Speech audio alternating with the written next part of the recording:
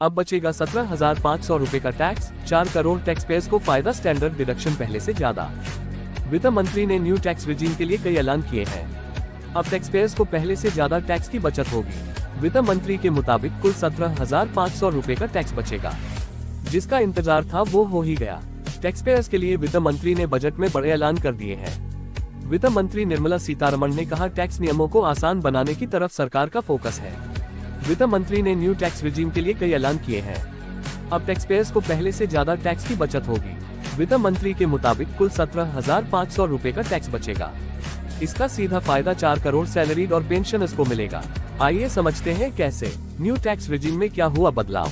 वित्त मंत्री का कहना है कि अब tax payers new tax slab में बदलाव से 17,500 रुपए तक टैक्स बचा पाएंगे। इसके लिए नए टैक्स स्लैब बनाए गए हैं। पहले न्यू टैक्स रिजीम में 3 लाख तक की सैलरी पर शून्य टैक्स था, जो अभी भी है। वहीं 3-6 लाख रुपए तक की इनकम पर 5% टैक्स लगता था। अब इसे 3-7 लाख रुपए का ब्रैकेट कर दिया गया है।